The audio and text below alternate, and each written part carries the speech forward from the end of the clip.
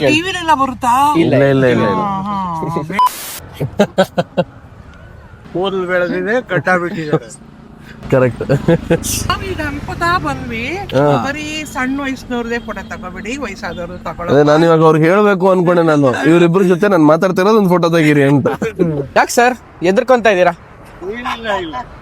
ಕೈ ಹಾಕೊಳ್ಳಿ.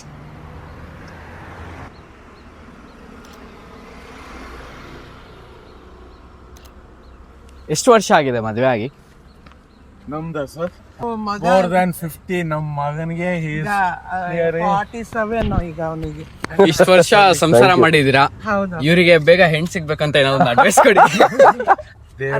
ಅಡ್ವೈಸ್ ಬೇಡ, ಅಟ್ರಾಕ್ಷನ್, ಒಳ್ಳೆ ಬಿಹೇವಿಯರ್ ಅದಿದ್ರೆ ಸಾಕು. ಸಾಕು ಅಂತ. ಅವರು ಚೆನ್ನಾಗಿ ಇಂಪ್ರೂವ್ ಆಗ್ಬೇಕು, ನಾವು ಅವ್ರನ್ನ ನೋಡ್ಬೇಕು ಅವಾಗ ಅವಾಗ. ಇದಕ್ಕೆಲ್ಲ ಯಾರು Thank you, ಇಂಟರ್ಫಿಯರ್ ಆಗಕ್ಕಾಗಲ್ಲ. ಅದು ನೇಚರು, ನ್ಯಾಚುರಲ್, ಎವ್ರಿಥಿಂಗ್. ಕರೆಕ್ಟ್.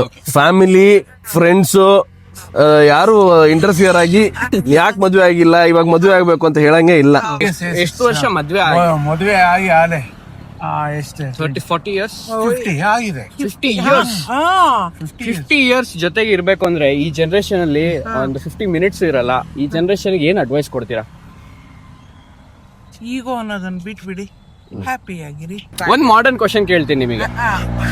ಈಗ ಹೊಸದಾಗಿ ಸಿಚುವೇಶನ್ಶಿಪ್ ಹೌದು. ಅಂತ ರಿಲೇಶನ್ಶಿಪ್ ಎಲ್ಲ ಬಂದಿದೆ. ಕೆಲವು ದಿವಸ ನಡೆಯೋ ಒಂದು, ಕೆಲವು ಗಂಟೆಗಳಂತ ನಡೆಯೋದಲ್ಲ. ಅದಕ್ಕೆಲ್ಲ ಏನು ನೀವು ಅದೆಲ್ಲ ಬೇಡ, ಅಲ್ಲ ಆ ವ್ಯೂ, ಅದ್ರ ಬಗ್ಗೆ ನಿಮ್ಮ ಅನಿಸಿಕೆ ಏನು? ಬೇಡ. ಅದೆಲ್ಲ ಒಂದು ಚೆನ್ನಾಗಿರಲ್ಲ.